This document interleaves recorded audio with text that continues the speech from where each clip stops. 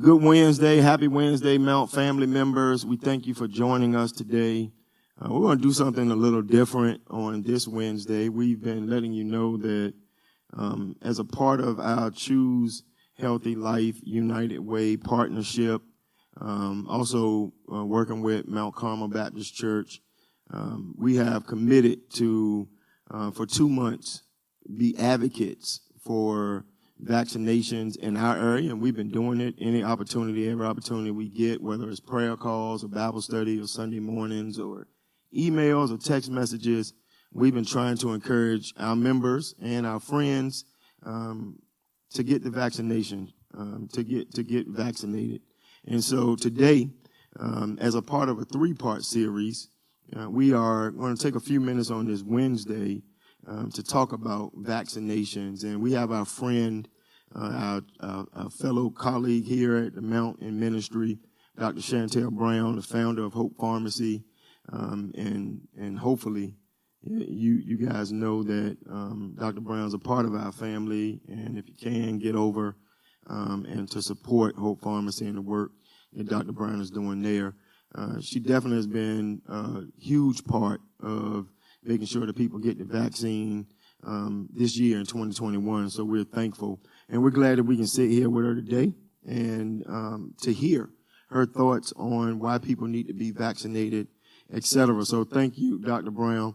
And just for the sake of our members and those who may watch this later, tell our watching audience, just tell them who you are. You know, who is Shantelle Brown, and where, maybe some experience about growing up here, maybe what school you went to. Tell us what you would love to, for us to know. And then, more importantly, what led you to be the first African-American woman to start a pharmacy and here in this region. Greetings, 6 Mount Zion. Thank you for having me, Pastor Reverend Butler. A little bit about me. I want to kind of give some insight on how Hope Pharmacy all began. But starting out, I did attend Henrico County Public Schools. I graduated from Howard University with my doctorate of pharmacy degree. And I came back to Richmond, and I started working with an independent, Dr. Leonard Edlow. And I actually had more years training with him than I did work with him. I knew that I needed to step outside of the area that I was in, which was a predominantly African-American area. I would say almost 99%. If they weren't African-American, they were of Asian descent, and that's because they owned a store in that area. And so I knew in order for me to grow, I needed to step outside of where I was, around the people who I'd been. And so I stepped out. I went to UCrops for years. And I tell everyone that's where I really learned how to be a pharmacist. At Edlow's, I was behind Dr. Edlow, and, I just worked. I didn't have to be put on front, but there at UCrops I did. I learned how to lead. I learned how to counsel and really take care of patients and see their needs and their wants. Totally different from where I started with Dr. Edlow, but it all helped me really build and develop to what I needed for Hope Pharmacy. So after leaving UCrops, I was with Sam's Club. Many of you know, because I have quite a few who were there with me at Sam's Club that have joined me here at Hope Pharmacy. And so with the management skills that I learned from Sam's Club, and now having to own my own, that all of those things, I always say, it has become full circle for me. I've been able to utilize all those things and experiences and skills in order to open my own and have my own. And it's been a blessing. It is a faith walk, but I believe that with anything, especially with finances, it all happens in cycles. I believe that there's going to be seasons when it's going to be plentiful and seasons when it's not. And when it is plentiful, what do you do with it? I do believe in tithing. I do believe in giving an offering. And so those things, I believe, have helped me and my family when I don't pay myself. But we still don't go without. There's still a bill that hasn't been late. Nothing's unpaid. Everybody's eating. My kids would know that, hey, mommy didn't pay herself. But I believe that that's all because of what I did when things were plentiful, when money was not an issue. And so I'm thankful. I can't say it's an issue now because it's not. We're still able to do and operate as we have. But that's a testimony for me of giving and doing what we should do as stewards of what he gives us. So, Dr. Brown, you said a couple of things. First of all, everybody that's watching, if you send your kids in Rico County Public Schools, they can turn out like Dr. Brown. So, shout out to HCPS. So we appreciate being able to claim Dr. Brown and HCPS. Shout out to Dr. Leonard Edlow and everything he's offered up to our community over the years. And we've been talking about faith heroes here at 6 Mount Zion. So we're entering we're doing a series now. Those of you who watch, you know that we've been looking at Hebrews 11 and looking at all of these great leaders and persons that we look back on after the fact. And I feel like we are living amongst a faith hero, and we're talking to one today. It is, all of us who live in the East End. If you shopped at the Sam's Club on Laburnum, you were probably disappointed or frustrated or didn't understand. And you probably still don't understand sometimes why organizations make the decisions that they make. But the Sam's Club closing, I believe, pushed Dr. Brown to doing her own thing. And sometimes you got to believe in what you can't see to make it happen. So if you don't mind, just talk to us, as we transition into this conversation about the vaccine and the impact of the pandemic and how has the global pandemic impacted you? How has it impacted your family? How has it impacted your work? I mean, we struggle. I was with a group of preachers last week, and one of the things that we talked about was we don't want to face it. We don't talk about it a lot, but the impact of the global pandemic on us is not just about our churches, but it's about us as human beings individually. And so, what have you felt? What have you heard? And how have you had to shift your business culture, I guess, because of the pandemic? The pandemic, it has really had a major impact on my life, my family, and the business. Starting with myself, I believe that the impact, I believe that the vaccine, the pandemic, all of it has forced us to kind of think differently about life, think differently about how we interact with people. I believe sometimes God does do things to make us slow down. And this is one of the things I think he's done in my life, even though it's been crazy busy. But when I'm not working, the time is with my family. It's time for nothing else but them, and rest.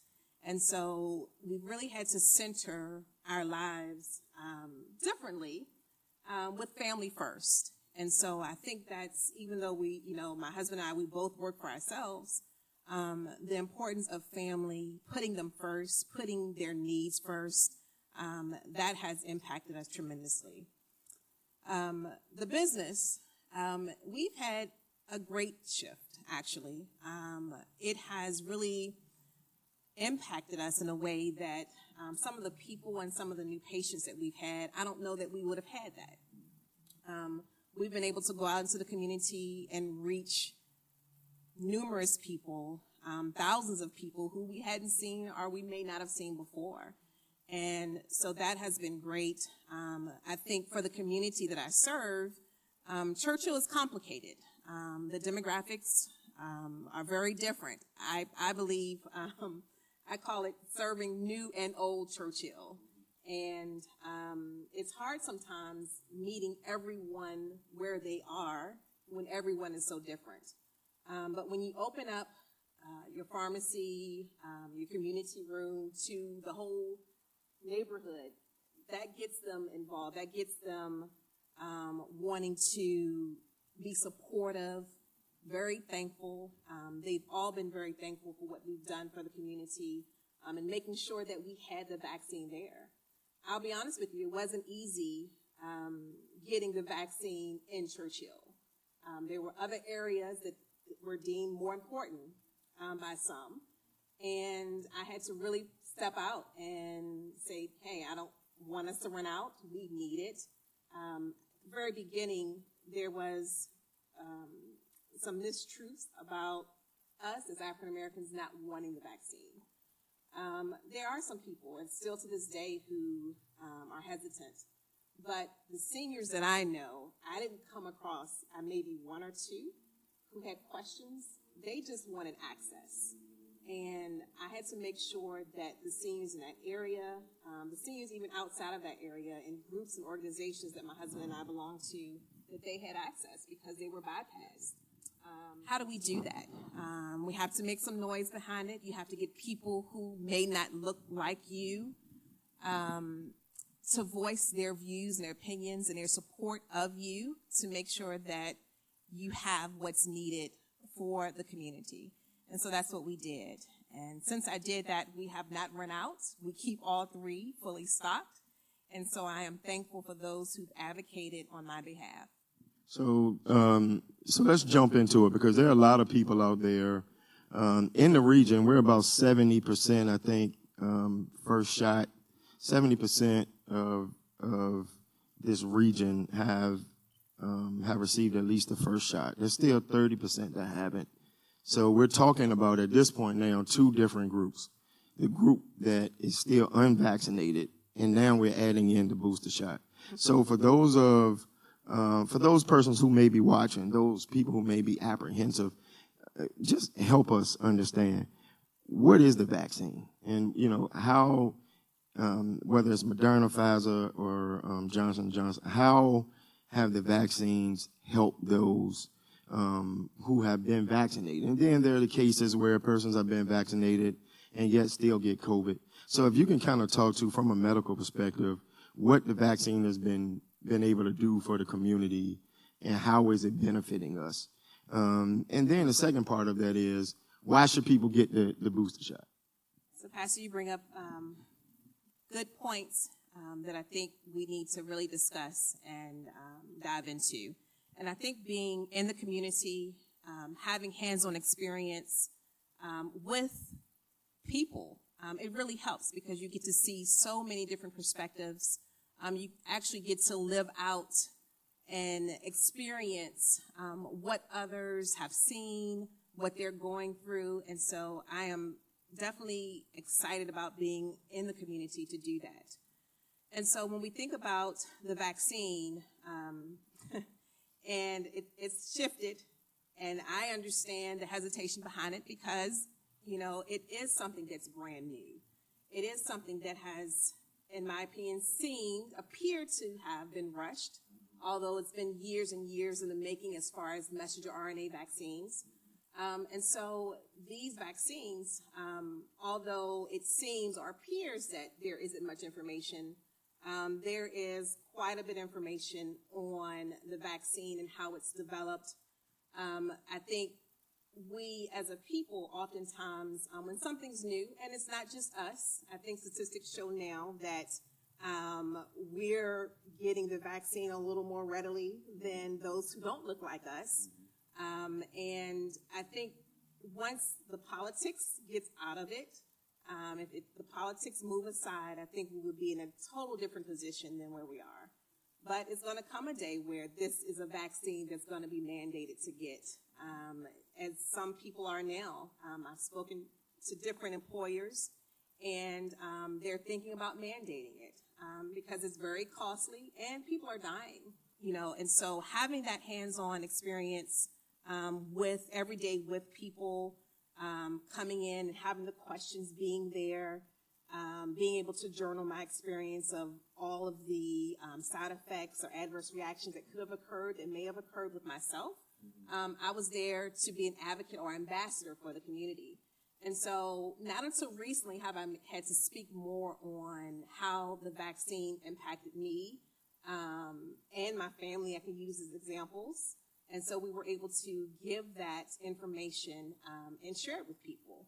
And yes, the vaccine, as with anything, it doesn't prevent you from getting the actual virus. So like the flu, for example, you can get the flu shot, but then you can still contract influenza.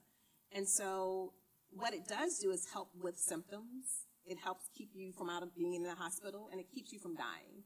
And so I tell everyone, the shot keeps you from dying, and that's what I truly believe. We have a close family friend who's on dialysis, and he contracted COVID. He had the shot. He walked out of the hospital a few weeks ago. And so I believe that had he not had it, things may have turned out a little bit different. And so we have to think about the overall picture and the benefits. How will this impact not only me, but everyone around me? And I think if we take ourselves out of this situation and scenario, it's totally different. This virus is not about us. It's about our kids. It's about our parents, our seniors. When we think about everyone else other than ourselves, I think we would be in a different position. For the boosters, I've had people who were vaccinated in January and February. September, I think maybe about in midsummer, they kind of opened up more, saying you didn't have to wear your mask. And around September, I started to see those same people vaccinated, then stop wearing a mask, and then they had COVID. They had mild symptoms, but they had it. And so I think once we take the mask off, until we develop herd immunity, then we still want to get these kids vaccinated first. I'm sorry to go back on that. I think before we take the mask off, once our kids are vaccinated, we can really begin to look at possibly being in a situation where, hey, you can take your mask off and feel comfortable enough to do so. But until then, I think we need to still stay masked up, especially in large events, people who we don't know. That's very important. But the booster, and I think there's been some misinformation or misunderstanding on how the booster works, as well as the third additional vaccine or third additional dose. We haven't spoken a lot on how they're different. So there's a third dose that can be given 28 days after your Pfizer or Moderna vaccine. Not with Johnson & Johnson. That hadn't been approved for a third additional dose.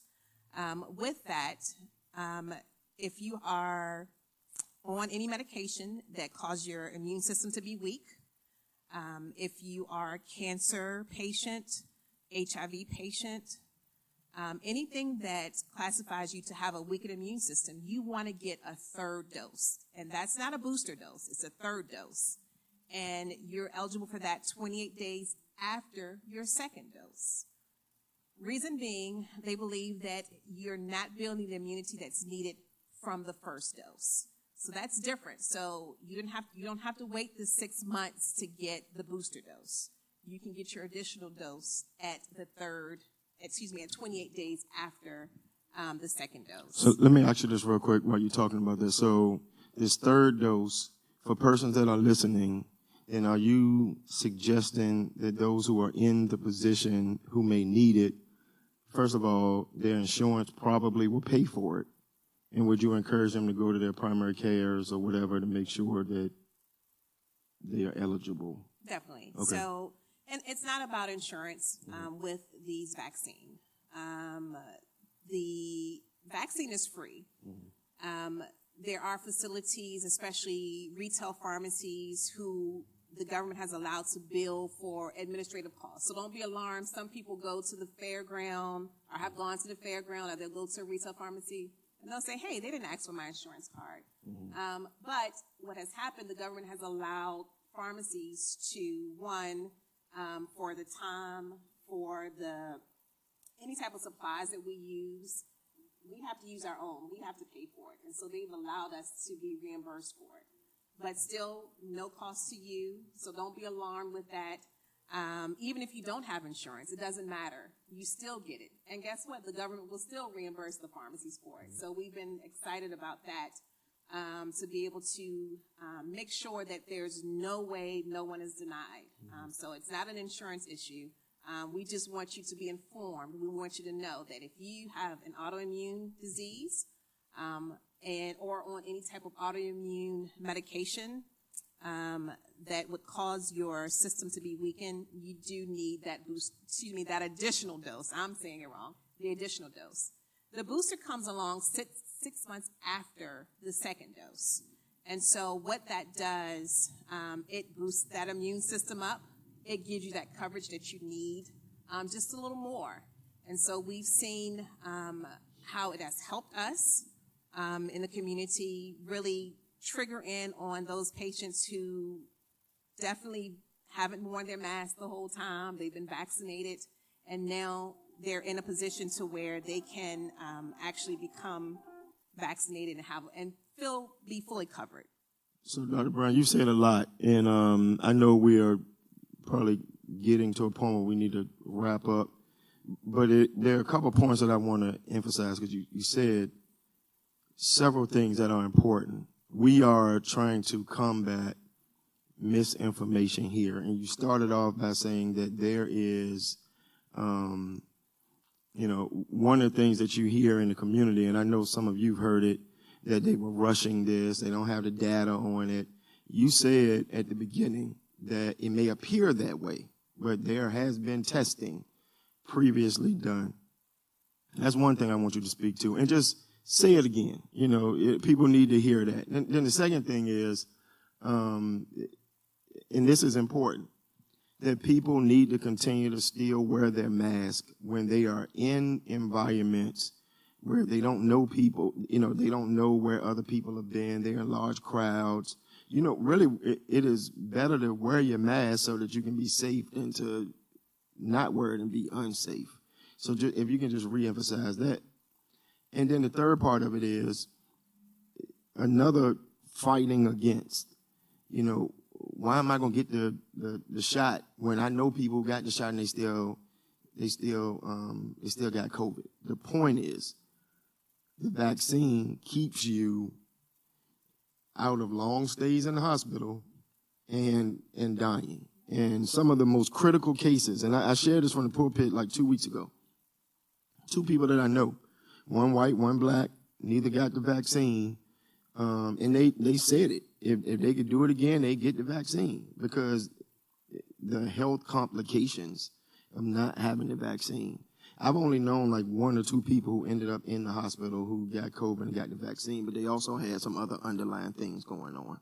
And so, if just help us again, because sometimes people need to, and they may not trust, it may go a long way hearing it from Dr. Brown that we need to. I don't know. Yeah, but the truth is, some people, they need to constantly be reaffirmed that the vaccine is worth it. I think the only advantage I have, Pastor, is seeing it every day, is interacting with people every day who experience it, or they're taking care of someone who's experiencing it. And so I think that's my only real advantage. With this vaccine, especially with the messenger RNAs, the Johnson & Johnson, it works like the typical vaccine that we are used to. And I believe that had it not had the complications that it had with adverse reactions, I believe that we would be in a different position with Johnson & Johnson. 1 dose, I personally was a little leery about the 1 dose.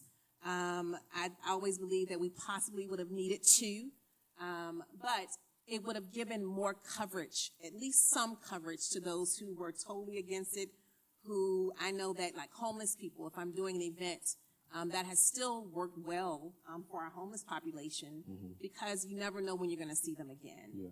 And so I think it would have done wonders for those who've been hesitant, those who don't like needles, and some of it is that.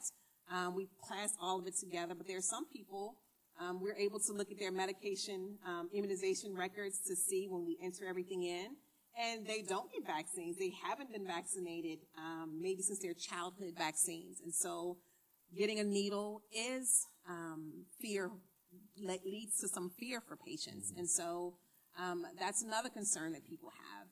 And, with this messenger RNA vaccine being in the making for so many years, I truly believe that, once the FDA, they've given their approval, I don't believe that from what I've seen, from what I've learned, and things change. That's another thing. Another part of the hesitancy, things change all the time, and it does because we're learning as we're going. But the safety behind it. We talk about being able to carry children. I have patients who got their vaccine in January and February. They're due in November. So by no way of imagination are they not able to conceive because of the vaccine. That's another thing. And as parents, there's some concern. If I give my child this vaccine, how will it impact my kids? Will they be able to bear children? And so I hear that. That's probably my number one thing that I hear as it relates to the kids and having them vaccinated with this. But as you know, the schools, they make our kids get vaccinated if they want to be there now with other vaccines. And so, with the technology, with how things have really been able to speed and money, never have we had this much money put on something. So the more money that's been put out there in order to support these things and do the research and ramp up how the production is, the easier it is for them to get it done in a less amount of time. And so we have to look at that. Money, as some people say, rules the world. And in this case, money did have a big factor with how the production came about in such a rapid way.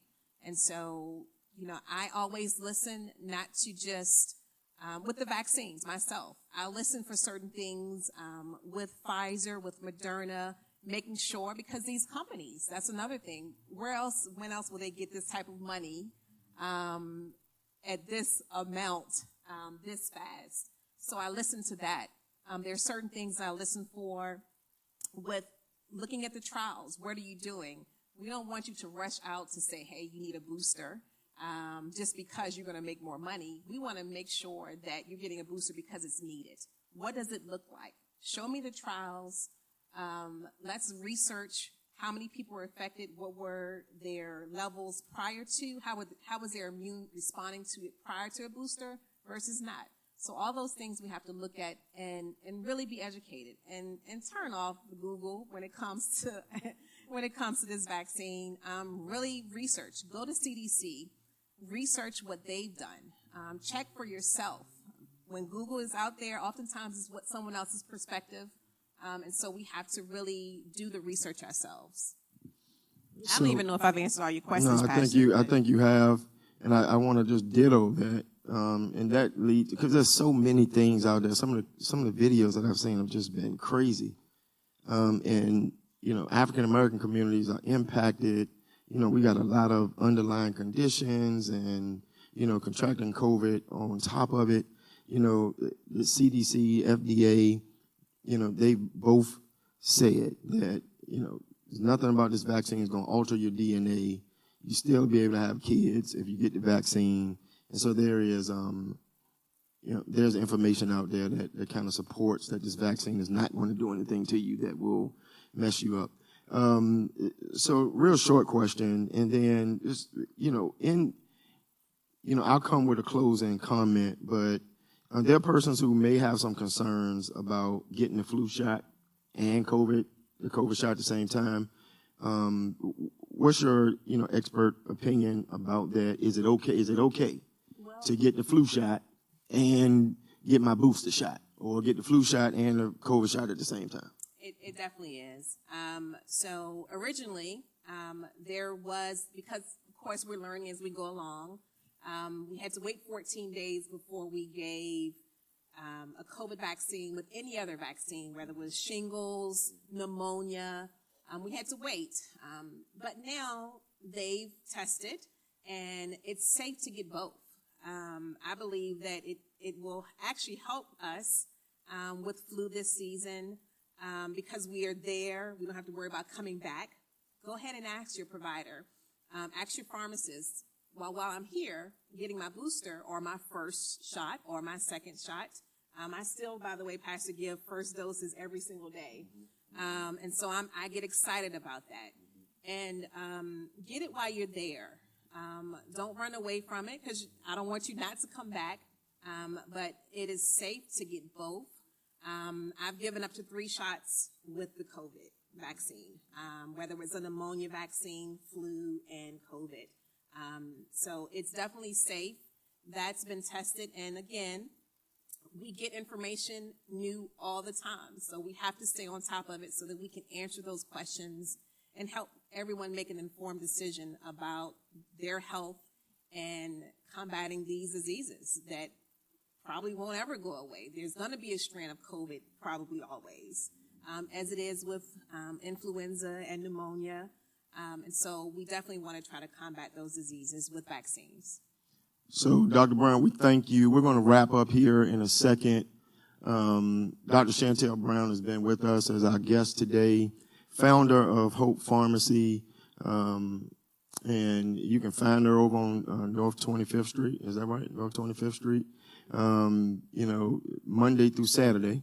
And if you have any questions, we're going to be on for a few minutes after this broadcast. And so if you have direct questions that you want to ask in a more intimate setting, maybe there's some questions that have been that you've hit us up in the chat.